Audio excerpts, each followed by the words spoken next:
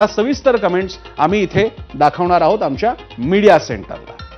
प्रश्न तुमच्या समोर आलेला आहे, पुन्हा तुम्ही फक्त ॲप वरती गेलात की लगेच तुम्हाला त्याचं उत्तर देता येईल। याच प्रश्नाच्या अनुषंगाने पाहूया, मराठा समाजातील धुरणींनी एकत्र येऊन समाजासाठी जी आदर्श विवाह आचारसंहिता बनवलेली आहे ती काय आहे, आणि खरंच सांगतो सगळ्या समाजासाठी मार्गदर्शक असणारी ही कशा प्रकारे आहे ही आदर्श आचारसंहिता। 100 ते 200 लोकांच्या उपस्थितीतच लग्न सोहळा करावा।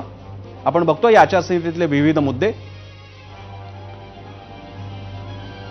पुढचा मुद्दा पाहूया, लग्नात हुंडा देऊ नका, उगाच देखावा नको। हे स्पष्टपणे आता मराठा समाजातल्या मान्यवरांनी सांगितलंय। लग्नात डीजे नको, पारंपरिक वाद्य, लोककलावंतांना संधी द्या। अतिशय अनुकरणीय असा मुद्दा। प्री वेडिंग शूट बंद करा, केलं तर जाहीर दाखवू नका, कारण त्यावरती लाखो रुपये खर्च केला जातो आणि त्याचा सगळा भार पडतो मुलीच्या वडिलांवर। हा एक मुद्दा तिथे आलेला आहे।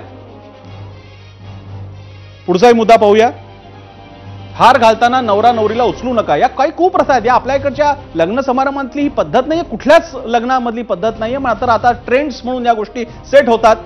कर्ज काढून लग्नात खर्च करू नका, हे अतिशय महत्त्वाचं आवाहन करण्यात आलेलं आहे। नवरदेवापुढे दारू पिऊन नाचणाऱ्या तरुण तरुणींना आवरा।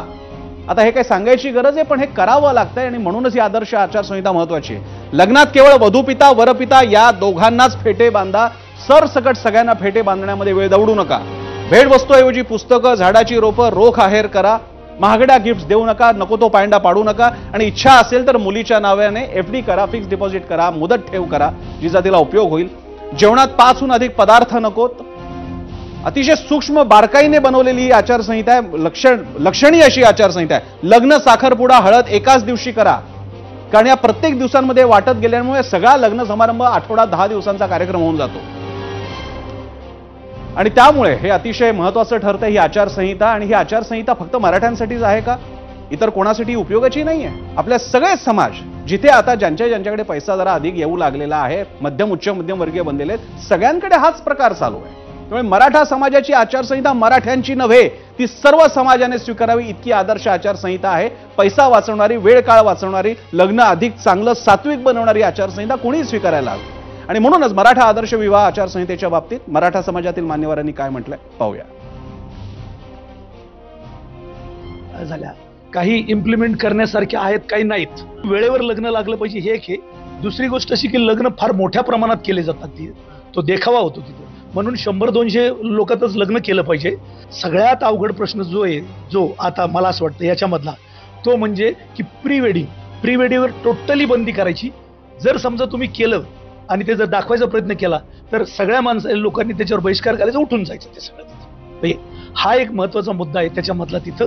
नंतर मग जेवणावळीवर होणारा खर्च आहे तिथं सगळं। हुंडा देणे हा कायद्याने गुन्हा आहे, पण आपण कायदे थोडे पाळतो तिथं, म्हणून प्रत्येकाने हे पाळलं पाहिजे तिथं की देणं घेणं बंद केलं पाहिजे तिथं। आणि जर समजा केलं तर आपण समाजाने जेवढं करता येईल बहिष्कार टाका किंवा काय करता येईल तेवढं ते केलं पाहिजे। हा एक त्यातला महत्वाचा मुद्दा आहे। म्हणजे सासरच्या मंडळींनी जर त्या नवविवाहित मुलीला त्रास द्यायला सुरुवात केली, सासुरवास करायला सुरुवात केली आणि जास्तीच्या पैशांची मागणी करायला सुरुवात केली, तर त्या मुलीनं ही गोष्ट आपल्या आईवडिलांना सांगितली पाहिजे। आणि आईवडिलांना सांगितल्यानंतर जर यांच्यामध्ये दुरुस्ती नाही झाली तर मग मात्र त्याच्यावरती कायदेशीर उपाय करणं महत्वाचं आहे। निश्चितपणे मराठा समाज जास्त आहेत आणि समाज जवळजवळ 32% असल्याने ते जास्त स्वरूपात आपल्या दृष्टीस येतात। तथापि समजा ब्राह्मण समाज असेल, आपण जातींना घेऊ नये, पण ब्राह्मण समाज असेल, त्यांच्यात किती श्रीमंत माणूस असेल तर तिथं शो करत नाही, चांगली गोष्ट आहे। किमान संख्येमध्ये ते लग्न किंवा कोणत्या धार्मिक विधी पार पडतात। इतर जे समाज आहेत, बहुजन समाजातले, आपण सोकॉल्ड OBC, त्यात सुद्धा हा प्रकार आहेच। आधी म्हटल्याप्रमाणे जे आता नवीन श्रीमंत क्लास चालू झालाय ना, गुंठा मंत्री असतील काही, तर त्या वर्गामध्ये किंवा इतर मार्गाने खूप पैसे कमवतात, त्यांना आपल्या संपत्तीचं प्रदर्शन करायला आवडतं। आणि आपला एकच मुलगा आहे किंवा एकच मुलगी आहे, संपत्तीचं प्रदर्शन आता नाही करायचं मग कधी करायचं, त्याला पायबंद घालण्याची गरज आहे। पायबंद हे कायद्याने होणार नाही, तो फक्त सामाजिक दडपणानेच होईल, सोशल प्रेशरमुळेच होईल। लग्न न जमता वय वाढत चालले मुला मुलींचे, आणि त्याचा परिणाम पुढं हे सामाजिक याच्यावर सुद्धा होईल।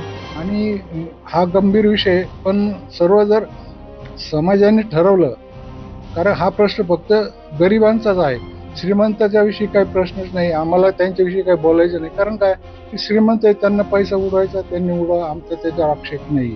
पण गरिबांनी त्यांचं अनुकरण करू नये एवढी एक आमची इच्छा आहे. दरम्यान मराठा समाजाकडून आदर्श विवाह आचारसंहिता जाहीर करण्यात आल्यानंतर मराठा तरुण तरुणाईकडूनही यावर मतमतांतर व्यक्त होत आहेत. समाज माध्यमांवर तर जोरदार चर्चा सुरू आहे. पाहुयात अशाच काही तरुण तरुणींशी एबीपी माझाच्या प्रतिनिधींनी महाराष्ट्रभरात संवाद साधला, त्याचा निवडक अंश. मला असं वाटतंय की लग्नामध्ये आवाढव्य खर्च करणे ही प्रॅक्टिकली आणि लॉजिकली एकदम इनकरेक्ट आहे. कारण ऋण काढून सण केल्यासारखं होतंय. आचारसंहिता जी मराठा समाजाने ठरवून दिलेली ती एकदम बरोबर आहे आणि ह्याच्यामध्ये अजून त्यांनी बदल करावे. जे काही निगेटिव्ह पॉईंट्स आहेत ह्याच्यामध्ये मला एक जो खरा पॉईंट जो की सुधरावा असं वाटलं की ह्याच्यामध्ये एक दिलंय, तुम्ही एफडी जर तुमची इच्छा असेल तर मुलीच्या नावावर तुम्ही एफडी करून द्या. तर हा त्यांनी कॅन्सल करून जे बाकीचे चांगले पॉईंट्स आहेत त्याच्यावर लक्ष द्यावं. मध्यंतरी एक अहवाल आला होता ज्यामध्ये मराठा समाजातलं 60% मराठा समाज हा आर्थिक दारिद्र्यामध्ये आहे. जो आरक्षणाच्या वेळेस जो मुद्दा उपस्थित झाला की आर्थिक विवंचनेत आहे. अशा विवंचनेत असताना लग्नावरती अवाढव्य खर्च करणं हे मला योग्य वाटत नाही. हुंडा देणं पहिलं तरी अतिशय चुकीची बाब आहे.